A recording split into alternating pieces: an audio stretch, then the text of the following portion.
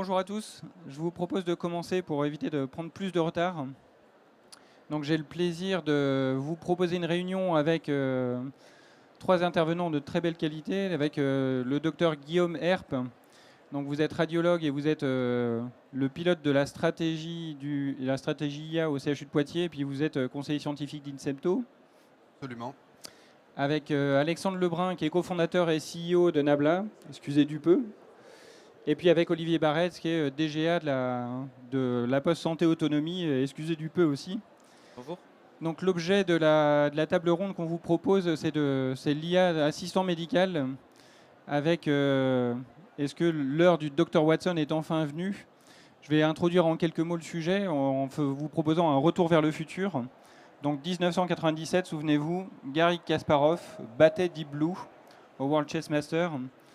Et IBM avait raté son coup de peu, mais avait raté son coup. Donc 2006, l'heure de la vengeance, et IBM lance Watson, une plateforme supercalculateur qui avait pour objectif de pouvoir analyser notamment de la donnée non structurée, et avec en cible tout de suite la santé, où il y a plus de 80% de la donnée qui est non structurée. Et 2011, on a la proposition par IBM d'avoir Dr Watson, avec l'objet d'avoir, dès cette époque-là, d'avoir un assistant médical. Et donc, ça n'a pas marché à cette époque. Malheureusement, Dr Watson n'a pas été le succès escompté. Mais on voit aujourd'hui que c'est la réalité, que là, pour le coup, on est vraiment à l'heure du Dr Watson avec l'évolution des capacités de calcul. Et donc aujourd'hui, ce qu'on va vous proposer lors de cette 347e table ronde sur l'IA, c'est d'être concret, précis sur l'IA, de manière à pouvoir avoir une contribution qui soit vraiment utile au sujet. Donc je vais commencer avec vous, docteur Guillaume RP. Je vais vous poser la question en tant que vous, clinicien, dans votre pratique, quel usage vous avez de l'IA assistant médical, et puis après, vraiment dans quoi précisément ça vous aide dans votre pratique médicale, et puis après, quelles sont les craintes, quels sont les enjeux pour vous en tant que clinicien et en tant que stratégie. Ouais, très bien. Merci beaucoup pour l'invitation. Donc moi, je suis radiologue. Donc ça fait 4 ans que la radiologie utilise des assistants d'aide au diagnostic. Et puis depuis 1 an et demi, on va dire, on utilise maintenant des assistants d'aide à la rédaction des comptes rendus. Donc euh, mon expérience de l'utilisation, c'est au quotidien.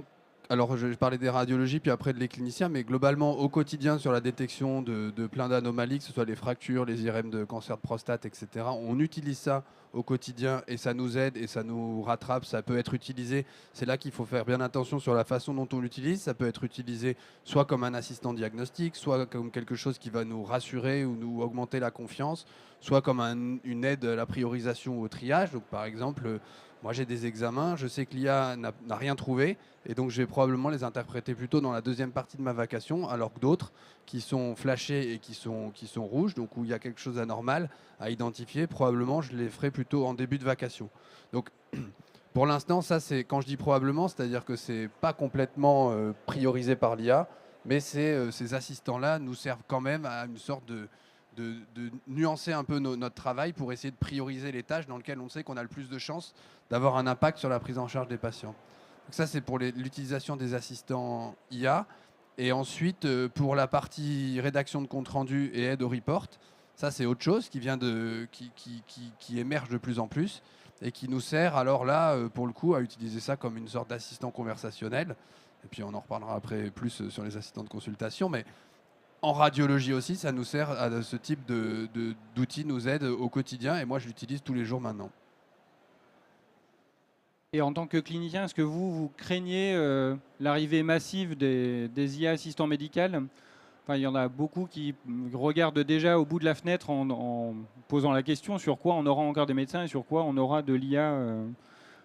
Alors j'ai deux choses. D'abord, donc je vous l'ai dit, je le répète, mais que je suis radiologue. Donc moi, si on refait d'historique, en 2017, je devais disparaître selon Geoffrey Hinton, qui est un grand maître de l'intelligence artificielle. Donc c'est pas le cas, loin de là. Donc première chose, est-ce qu'on va être remplacé en quelque sorte? La réponse est non. Et ensuite, deux, si on utilise vraiment les outils et on se rend compte aussi de leurs limites. Et donc on a un grand enjeu, c'est de savoir quelles sont les tâches à faible valeur médicale ajoutée qu'on peut dans lesquelles on peut se libérer par l'aide de ces assistants, et puis quelles sont celles qui, au contraire, doivent faire l'objet de se concentrer plus sur ces tâches-là. Moi, je le vois plutôt comme ça, avec un enjeu autour de ça, qui est comment est-ce qu'on contrôle et on monitore l'efficacité de ces intelligences artificielles et comment on s'assure que la qualité est toujours la même et qu'il n'y a pas ce qu'on appelle la dérive ou le drift des performances. Pour moi, l'enjeu principal, il est autour de ça, en fait. Est-ce que vous pouvez nous donner un exemple d'évaluation de l'accuracy que vous faites quand vous déployez un algo? Alors, il y a plusieurs choses. D'abord, initialement, au sein du CHU, quand on analyse des algorithmes, on essaye déjà de voir quelles sont les performances de validation interne ou externe que les algorithmes proposent sur des jeux de données qui ne sont pas chez nous. Et puis après, on a pour l'instant un travail qui est assez manuel, qui est globalement des tests d'internes, où quand on déploie un algorithme, donc par exemple sur la détection des cancers de prostate, on va récupérer 250 examens pour lesquels on a des preuves histologiques et on va comparer les performances de l'IRM avec ces preuves histologiques. Ça, c'est le travail d'un interne qui fait une étude de validation externe qu'on dit en vraie vie, et ça nous permet d'évaluer l'impact. Ensuite, un deuxième impact qu'on a, c'est quand on s'intéresse à tout le flux de prise en charge des patients. Et on a fait aussi une étude où on a évalué sur un algorithme déployé aux urgences, est-ce que ça a impacté la durée de séjour moyenne des patients aux urgences. Donc c'est plusieurs types d'évaluations qui se disent en vraie vie et qui nous permettent d'avoir des efficacités en fait, au sein de notre CHU. Et dans votre activité de recherche, quelle est la partie des algos où vous êtes plutôt en maker et puis l'autre partie des algos sur lesquels vous utilisez ceux qui sont déjà présents sur le marché? Alors globalement, on a des outils de segmentation qui servent pour les pathologies rares ou pas fréquentes ou sur des ultra au champ, etc. On travaille avec de l'IRM7 Tesla, donc on a des segmenteurs, des algos qu'on entraîne sur ces parties-là. Après, sur la partie routine, sur la partie gros volume, il y a déjà des solutions commercialisées qui sont efficaces et impactantes et qui font que nous, on n'arrive pas à être à ce niveau-là, et donc on les utilise et on les déploie, et à ce moment-là, on fait de l'évaluation clinique, un peu comme les phases 4 de médicaments, par exemple, ou le post-market surveillance, qui est maintenant quelque chose qui va être réglementé. Et puis, par ailleurs, il y a aussi un enjeu, c'est que dans les labos, souvent, on est très bon pour développer des algorithmes, mais après, tout ce qui est autour et qui fait que l'algorithme va avoir un impact sur la prise en charge des patients, ou même pourra servir d'un assistant diagnostic, ou voilà, cette partie-là, elle est très complexe, toutes ces briques. Et ça, souvent, les compétences, elles sont moins présentes que dans la partie pure data science. Et puis, dernière question avant de pouvoir reboucler tous ensemble. En termes d'insertion dans toute l'architecture des systèmes d'info du CHU de Poitiers, comment, et puis avec les industriels, comment est-ce que vous arrivez à travailler sur l'implantation de ces nouveaux algos? Ça, c'est un très grand enjeu, l'interopérabilité, dont une partie est adressée par ces algorithmes justement qui font le pont entre les différents logiciels. Mais on a un enjeu autour de ça. Je vous parlais d'un parcours patient aux urgences. Par exemple, il y a 7 logiciels qui interviennent. Donc si j'ai un logiciel qui intervient et un logiciel d'IA qui va intervenir sur une des étapes du patient, eh ben, l'alerte, elle arrivera peut-être que dans ce seul logiciel-là et pas dans les autres. Et donc la coordination des soins, dont on a montré que l'IA pouvait impacter fortement ça, c'est aussi un challenge, et c'est aussi des enjeux qui sont là, pour le coup, quasiment des accords entre les différents industriels sur des accords commerciaux. Merci beaucoup, docteur. Donc ça, c'était la partie très médicale de l'IA assistant médical. Il y a l'autre partie qui est faite par Nabla. Du coup, Alexandre Lebrun, vous êtes cofondateur et CEO de Nabla. Quel est le rôle précis de Nabla dans les tâches? Et je ne sais pas si vous avez des retours concrets, des évaluations concrètes de Nabla sur l'assistant médical pour la formalisation administrative. Oui, donc nous, on a créé Nabla en fait quand on s'est rendu compte il y a 6 ans que personne n'avait décidé de faire 15 ans d'études de médecine pour devenir secrétaire, enfin pour faire un travail de secrétariat. Or, quand on regarde le travail des médecins, c'est plusieurs heures par jour passées à faire de l'administratif. Et on s'est dit, commençons par nous occuper de ça. Et d'ailleurs, vous le voyez quand vous allez en tant que patient consulter, les médecins passent beaucoup plus de temps à regarder leur écran que vous, le patient. C'est l'expérience qu'on a tous. Et ça, à un moment même où on a un grand manque de professionnels de santé, c'est vraiment quelque chose à résoudre. Donc Nabla, c'est un assistant IA au service des soignants qui est connecté au dossier des patients, qui écoute en fait les consultations et qui, comme un assistant médical humain, en fait, va à l'issue de la consultation remplir le logiciel médical mettre à jour le dossier du patient, s'occuper de la déclaration pour l'assureur ou l'assurance santé, l'assurance maladie, écrire les lettres d'adressage, donc en fait faire toute la partie administrative qui suit la consultation. Donc ce n'est pas du tout un assistant qui cherche à prendre une décision clinique, contrairement à ce que vous utilisez. Nous, on écoute les décisions du médecin, donc le diagnostic, le traitement, et on les documente. Donc on ne prend pas de décision, on ne veut pas prendre de décision, on veut faire ce que les médecins ne veulent pas faire. Donc c'est un positionnement extrêmement précis, ce qu'on fait ou ce qu'on ne fait pas. Donc on a commencé à vendre ce produit il y a 2 ans et demi. Aujourd'hui, c'est utilisé par 65 000 médecins dans le monde. C'est plus de 1 million de consultations par mois qui sont en fait traitées. Donc c'est déjà à grande échelle, c'est plus un projet de R&D initial, c'est vraiment un produit industriel. Et on mesure l'impact sur les médecins, l'impact sur les patients et l'impact sur l'organisation, donc sur l'hôpital par exemple. Donc chez les médecins, le premier effet qu'on mesure, c'est la diminution du stress et du burn-out. Donc avec par exemple University of Iowa, qui avait 4,2 dans l'échelle de burn-out, qui est descendu à 3,2 après l'utilisation d'un produit comme ça. Donc passer sous le seuil qui est considéré burn-out pour les médecins. On mesure le temps gagné, qui est en moyenne 2 heures par jour aux États-Unis. Sachant que ça, c'est du temps qui, en général, est passé par les médecins le soir. C'est ce qu'ils appellent le temps pyjama. Je ne sais pas si en France, on dit ça aussi. Parce qu'en fait, ils se reconnectent. Donc ça s'appelle vraiment pajama time. Ils rentrent à la maison, ils dînent avec leur famille, et puis ils rallument l'ordinateur et ils vont documenter les consultations qu'ils n'ont pas eu le temps de terminer dans la journée. Et ça, c'est terrible pour tout le monde. Donc ça on arrive à le supprimer complètement. Donc du côté du médecin, je ne dirais pas que c'est un gain de productivité, mais plus de bien-être. Mais ce bien-être a évidemment une immense conséquence sur tout le monde autour, notamment les patients. Ensuite, on demande aux patients, on a fait ça avec Kaiser Permanente, une étude avec 10 000 médecins qui utilisaient notre produit, et on allait demander aux patients s'ils avaient remarqué, donc 81% des patients se rendent compte que c'est quelque chose était différent, que le médecin avait plus d'attention pour eux. Donc c'est intéressant de voir l'impact indirect que si le médecin n'a plus besoin d'utiliser l'ordinateur pendant la consultation elle-même, le patient est très heureux d'avoir cette aide. Et Iowa, à nouveau, 15 points de gain sur la satisfaction patient quand le médecin utilise un outil comme ça. Et pour terminer, on mesure aussi l'impact sur l'organisation elle-même. Et aujourd'hui, dans la cotation, il y a beaucoup de choses qui sont pas faites ou mal faites par les hôpitaux, par exemple, parce que personne n'a le temps d'aller noter que le patient avait tel, par exemple, diabétique, etc. Donc ça change un peu la cotation pour l'hôpital. Et il y a des facturations qui sont manquées, des millions d'euros qui sont perdus. Et un outil d'IA va aussi avoir une approche systématique de savoir ce qui s'est passé et de parfaitement documenter les choses et de parfaitement coter les choses par rapport à l'assurance maladie en France. Donc on mesure les impacts sur ces trois axes aujourd'hui. Ouais, c'est notamment super intéressant d'avoir l'impact patient parce que l'impact médecin, tout le monde l'imagine. Et là, c'est bien parce que vous le mesurez. L'impact patient est super intéressant aussi. Et du coup, j'entends que vous avez beaucoup de business aux US. Donc dans les 65 000 médecins, quelle est la part US et quelle est la part Europe ? Alors c'est 80% US. On a commencé par les US. Et c'est 95% du chiffre d'affaires parce qu'ils sont plus riches.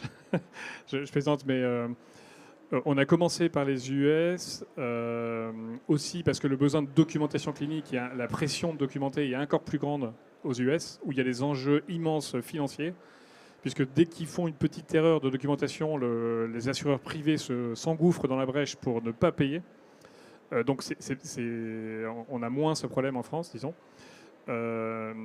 Et la seconde raison, c'est que les logiciels métiers utilisés, que ce soit à l'hôpital ou en ville, aux États-Unis, sont un peu plus ouverts, en fait, plus structurés. Il y a plus de formats d'interaction, d'interopérabilité. Et donc, c'est beaucoup plus simple pour des assistants IA comme nous de travailler de concert, en fait, avec l'écosystème des logiciels existants. Et ça, c'est vraiment nécessaire, parce que si votre assistant IA n'a pas accès au dossier du patient, ne peut pas écrire les données structurées dans le dossier du patient quand il a compris ce qu'il fallait faire, l'intérêt tombe énormément, voilà, s'il est isolé. Et on a beaucoup plus de mal à avoir cette conversation en France avec les éditeurs qu'on l'a eu aux États-Unis. Parce qu'effectivement, vous êtes un des joyaux de la couronne industrielle française. Mais du coup, la question, c'est effectivement quels sont les facteurs explicatifs du fait que vous ayez une activité qui soit plus simple et un développement plus simple aux US. Et je comprends que ce n'est pas la tarte à la crème compliance qui est trop lourde en France par rapport aux États-Unis. Non, on parle beaucoup de compliance, de régulation. En fait, il y a la même chose aux US et c'est pas très très différent. De notre point de vue, c'est avant tout cette question de... Il y a des lois aux US où, par exemple, les éditeurs sont obligés d'exposer des API. Ils ne peuvent pas dire les données, elles sont dans mon logiciel, donc elles sont à moi. En fait, les données, elles sont au patient, in fine. Et donc, ces lois commencent à être vraiment mises en œuvre sévèrement aux US et favorisent extrêmement les intégrations entre les différents systèmes. Donc ça, c'est une grosse différence. Après, nous, on a commencé par les US parce qu'il fallait, en tant que start-up, avoir une croissance rapide et pour avoir du financement et des levées de fonds. On a levé 50 millions de dollars au total. Et maintenant, on est prêt à revenir en force, entre guillemets, en France. Tout notre produit est fait en France. Hein. On le vend aux US, mais il est fait en France. Pour cette fois, en espérant que les portes seront plus ouvertes pour travailler avec les éditeurs. Mais c'est vrai que c'est super intéressant parce que c'est effectivement pas la tarte à la crème réglementaire. Et puis ça fait écho à des débats qui sont ceux qu'on a aujourd'hui et qui ont lieu dans ces couloirs de Santexpo. Du coup, Olivier, je vais te poser la question. Toi, en tant qu'industriel, quelle est ta vision sur les points de blocage, les points à lever pour réussir? Et puis après, quelles sont les solutions, quelles sont les propositions qui permettraient d'y parvenir? En fait, à la Poste Santé Autonomie, on s'est engagé il y a 1 an et demi sur le développement d'une solution d'intelligence artificielle générative pour réaliser la synthèse de dossiers médicaux lors de la venue de patients à l'hôpital, en particulier ceux qui sont atteints d'ALD. Et donc, on s'est rendu compte qu'il y avait des dossiers qui étaient extrêmement conséquents, parfois 90, 100, 120 comptes rendus. Et un médecin n'a pas forcément le temps pour pouvoir analyser la totalité des documents. Donc, ce besoin existait, donc on s'est lancé dans le développement d'une solution qui s'appelle Dalvia Santé, basée sur des technologies françaises, parce que ça aussi c'est nos porte-drapeaux. On travaille avec Mistral sur ces sujets-là. Mais sans rentrer dans le détail, et pour répondre à ta question, Arnaud, on s'est rendu compte que le temps de développement et de mise en œuvre de la solution, d'un point de vue technologique, quelque part, on maîtrise à peu près ces technologies en France. Il n'y a pas trop de débat là-dessus. On a les ingénieurs pour aller assez vite sur ces sujets-là. Et la grosse difficulté que l'on a eue, à laquelle on a été confronté, c'est d'accéder à la donnée. Parce qu'à un moment donné, ces modèles, il faut les valider. Tu le disais très bien aussi.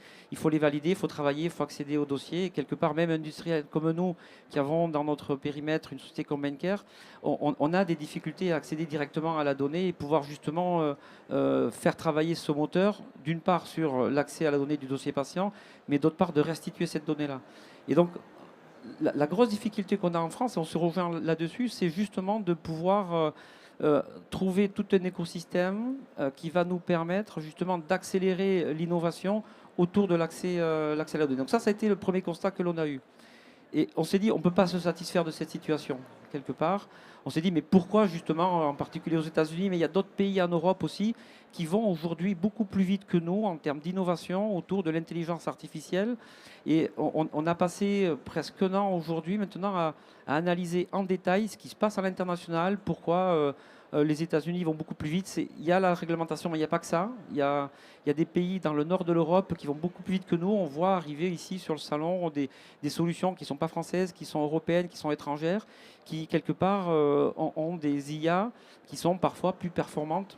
Pas forcément toutes, je te rassure, que ce que l'on peut faire en France quelque part. Mais ça veut dire qu'il y a tout un environnement qui leur permet aujourd'hui d'aller plus vite. Et c'est ça qu'on a regardé récemment pour se dire on doit basculer quelque part dans un élément de rupture et de changement de mode de fonctionnement de nos systèmes d'information hospitaliers. Et alors en termes d'architecture de données, justement, qu'est-ce que vous proposez? Qu'est-ce qui pourrait être la solution là?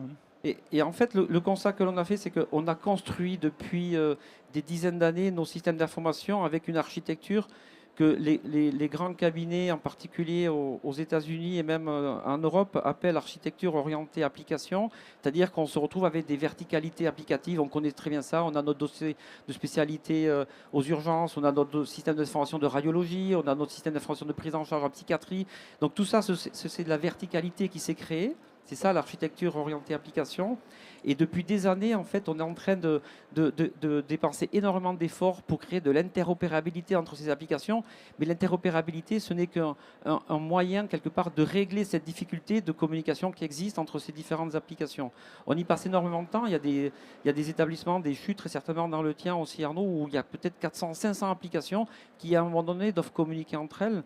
Et la conséquence de tout ça, c'est qu'effectivement, on n'a jamais la complétude des données d'un patient lorsqu'il est pris en charge dans un hôpital. Et parfois, il y a même des erreurs d'interopérabilité qui peuvent malheureusement arriver. Et notamment, les données ne sont pas forcément structurées de la même façon. C'est à peu près 80% des données patients dans un hôpital qui sont non structurées. Donc, quelque part, pas directement exploitables dans des moteurs d'IA, de l'innovation, etc. Donc ça, c'est à peu près le constat. Et la tendance qui existe aux États-Unis, dans les pays nord de l'Europe, c'est qu'ils cassent quelque part ce principe d'architecture orientée application pour dire on va basculer quelque part sur une architecture orientée data. Et qu'est-ce que ça veut dire une architecture orientée data? Ça veut dire que quelque part, on va dire que le cœur du système d'information, ce n'est plus nos applications, mais c'est la donnée patient. Et on bascule sur un modèle où on va avoir un socle unique de mes données associées au patient et je vais construire mes applications dessus. Ça veut dire que ce que j'évoquais tout à l'heure, l'application qui va gérer la prise en charge du patient aux urgences, voire même au niveau du bloc opératoire, voire en radiologie, va accéder directement à la même donnée patient unique pour tout le système d'information. C'est une vraie rupture, c'est un changement de paradigme. Il y a une vague de fonds qui est en train d'arriver dans les pays du nord de l'Europe. Elle existe depuis des années aux États-Unis. Quand on parle souvent d'un dossier patient informatisé de référence EPIC, parfois on se dit c'est peut-être un peu le Graal, ce système d'information-là. Mais depuis des années, en fait, ils ont basé leur mode de fonctionnement sur ce principe-là. Et c'est ce qui fait qu'aujourd'hui, ils sont assez innovants. Ils vont extrêmement vite dans les évolutions qui peuvent arriver, notamment en termes d'intelligence artificielle.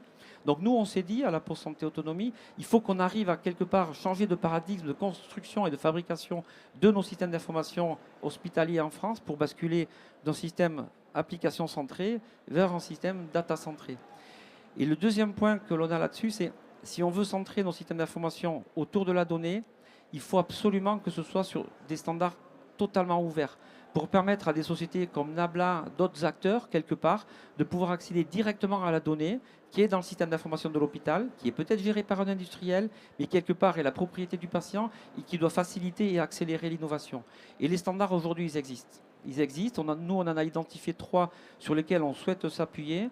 Il y a OpenEHR, qui va vraiment structurer la donnée clinique de prise en charge du patient, qui est assez largement répandue dans certains pays, je pourrais y revenir.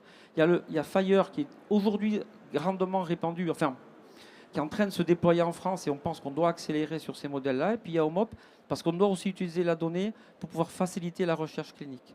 Et donc ça veut dire que cette architecture orientée data, elle doit pouvoir mettre en place ce système d'information commun au niveau des données, s'appuyant sur ces 3 référentiels. Ils sont ouverts, ce sont des standards qui sont connus de tout le monde, et donc ils doivent permettre de favoriser la création de tout un écosystème d'innovation. Et ça veut dire qu'un hôpital qui travaillerait avec un industriel qui va utiliser ce système-là, il pourra travailler avec une start-up qui n'est pas forcément en contrat avec l'industriel ou avec un autre acteur et accéder directement à la donnée et accélérer l'innovation. C'est ça qui est en train de se passer dans d'autres pays. Et donc, on considère qu'en France, on ne doit pas laisser passer le train de l'innovation et on doit aller sur ces orientations-là. Et alors, du coup, quand vous discutez avec l'écosystème industriel français, qui est beaucoup plus dispersé que ce qu'il y a aux US, quel est l'écho que vous rencontrez par rapport à cette vista d'une architecture orientée data et pas SI? Alors, quand on a commencé à faire ce premier constat, on s'est dit, waouh, il y a quand même une grande transformation qui est à mener. Et nous, on reste un petit acteur du système d'information. On s'est dit, on ne peut pas y arriver tout seul. On a commencé à échanger avec d'autres acteurs que vous connaissez très bien des systèmes d'information hospitaliers français. On a échangé avec CEPAGE. On a échangé avec OPSIS qui porte le dossier patient informatisé des HC à l'ISILI. Ils ont de suite compris l'ambition que l'on voulait avoir et que l'on voulait porter par rapport à ce changement de paradigme. Et aujourd'hui, on a annoncé cette semaine qu'on a créé une alliance qui s'appelle l'Alliance SIH, justement, qui va faire que c'est les acteurs que je viens d'évoquer, mais on reste ouvert à tout autre acteur qui souhaiterait rejoindre ce type de dynamique, que tous les systèmes d'information qu'on va construire à l'avenir vont être basés sur ce principe-là, et notamment ce qu'on appelle la donnée ouverte. Et donc l'accessibilité sans contrainte à la donnée qui est dans les systèmes d'information sur la base de ces standards-là. Donc on a reçu un écho extrêmement positif, et depuis le début du salon, effectivement, on a beaucoup d'acteurs et même des établissements de santé qui souhaitent quelque part rejoindre cette dynamique, et on reste convaincu qu'il faut absolument qu'on s'engage là-dedans pour déjà conserver nos données chez nous, en France d'une part, et d'autre part accélérer l'innovation autour de l'intelligence artificielle. Bon, du coup, comment est-ce que nous, on peut aider collectivement, y compris nous, qu'on fait des DG, comment est-ce qu'on peut aider cette évolution de paradigme qui est vers la donnée ouverte, avec des évolutions industrielles qui coûtent aussi pour les éditeurs pour faire ces modifications? Comment est-ce qu'on peut pousser, qui est aussi un sujet qui est très proche de ce qui a été fait dans le Ségur pour la partie numérique, c'est comment est-ce qu'on accompagne les industriels à faire ces évolutions. Donc je ne sais pas quelles sont pour vous les idées, les propositions que vous pourriez faire là-dessus. Alexandre Lebrun peut-être. En tant que DG, quand vous sélectionnez un partenaire logiciel, vous êtes en fait en droit d'exiger une API Fire ou OpenEHR. En fait, c'est vous le donneur d'ordre.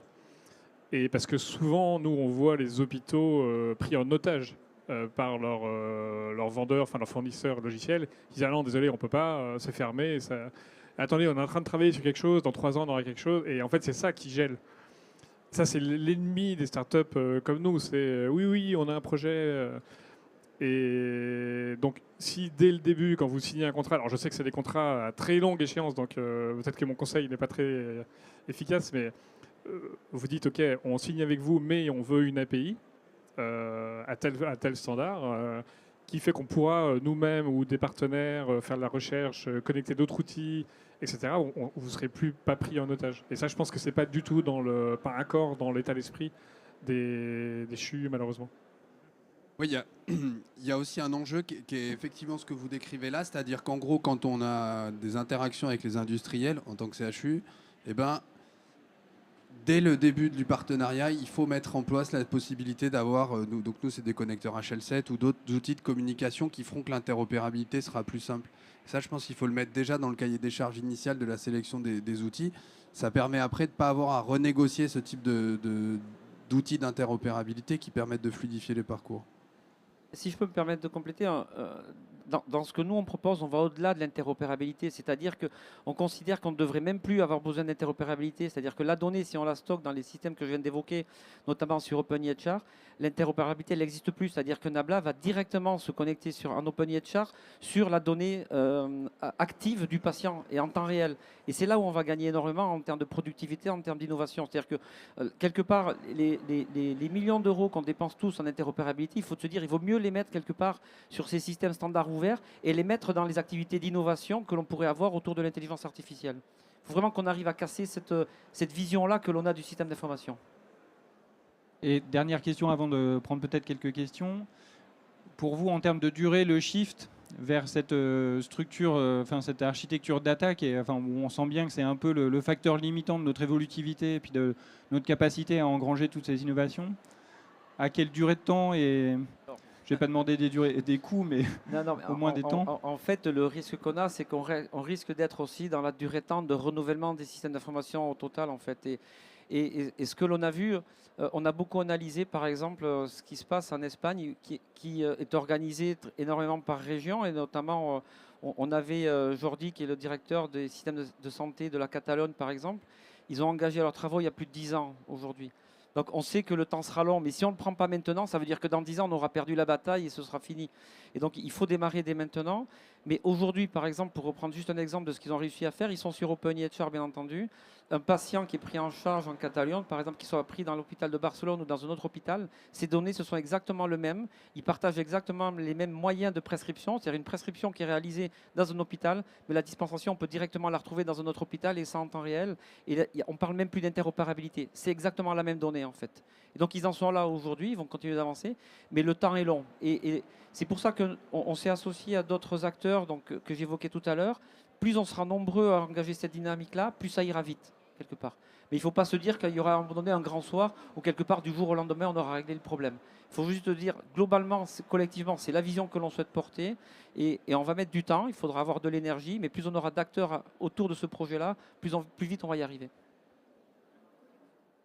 Je suis 100% d'accord. Et il y a une chose positive qui est en train d'arriver et qui va mettre une pression très forte sur ces process. C'est les intégrations qu'on appelle agentiques. Je voulais juste placer ce mot aujourd'hui parce qu'il est, mais donc, je rigole, mais donc c'est les intégrations où le logiciel qu'on rajoute, l'IA par exemple, va pas passer par l'API officielle pour aller chercher des datas, mais va remplacer l'humain, en fait, ouvrir la fenêtre, voir la fenêtre, cliquer sur le bon bouton, remplir le champ, etc. Donc c'est une intégration où on émule un utilisateur humain par l'interface par au-dessus, au lieu de passer en dessous par l'IA. Alors évidemment, c'est moins idéal qu'une belle intégration par l'API, mais ça fonctionne et ça commence à fonctionner de mieux en mieux avec les tout derniers progrès d'IA. Et ça, c'est bien. On commence à le voir déployer en réel aux États-Unis.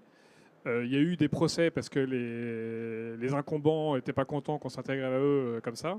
Et en fait, les gens gagnent les procès parce que la loi dit qu'on a le droit de s'intégrer. Donc ça, c'est extrêmement intéressant de voir la combinaison de la loi qui supporte ça et la technologie qui le rend possible depuis quelques mois. Et donc ces intégrations vont mettre une pression forte, je pense, sur les incombants pour accélérer le process dont tu parles. Merci beaucoup, c'était très clair et puis très opérant. Les pistes à travailler sont très évidentes. Je ne sais pas s'il y a une ou deux questions. Oui. Merci beaucoup, vraiment très intéressant. Pas sûr d'avoir tout compris. Guillaume, tu as précisé que quand, en termes de codage, c'était la compétence médicale et scientifique pour coder sur vraiment le cœur de métier scientifique. Et tu as parlé ensuite d'une moindre compétence en interne sur les autres briques. Et moi, je n'ai pas bien compris ce qu'étaient les autres briques. Est-ce que tu pourrais nous l'expliquer ? Ce qui a été évoqué là, je vais peut-être dire une bêtise, mais est-ce que la construction des entrepôts de données de santé, c'est pas déjà le fait de normer la manière de produire des données de santé pour les rendre accessibles et partageables par tous ? Et après, je suis d'accord avec tout ce qui a été dit, un petit bémol sur ce que vous avez dit, monsieur, quand vous avez dit que l'intelligence conversationnelle permettait, entièrement d'accord sur l'apport qualité rendu aux patients, l'apport sur la réduction de temps médical et secrétaire sur des valeurs à moindre valeur ajoutée. Mais pour moi, ce n'est pas du temps administratif. Le médecin, quand il écrit un compte-rendu, quand il produit de la donnée de santé pour son patient, ce n'est pas du temps administratif, ça reste du temps médical. On fait dans l'ordre. Olivier, ouais, exactement. Oui, juste pour te répondre, globalement, l'algorithme, il est codé sur Python et c'est un outil mathématique qui fait qu'à partir d'une donnée, on donne un résultat. Ça, c'est l'algorithme, on est bon là-dessus, on peut même le valider, faire des tests, etc. Après, ce qu'on utilise tous les jours, c'est une interface faite par des développeurs qui s'intègre dans un système d'information, qui s'intègre bêtement sur ton ordinateur, etc. Et qu'il faut maintenir et mettre à jour, et qu'à chaque fois que l'algorithme est modifié sur Python R, c'est pour caricaturer, et à chaque fois, il faut tout remettre en place pour que ça fonctionne bien directement. Et donc, c'est pour ça que je parlais de briques, mais globalement, la brique algorithmique, elle est importante, c'est un peu le cœur du réacteur, mais si tu n'as rien autour, ça ne marche pas. Je vais répondre sur le sujet EDS.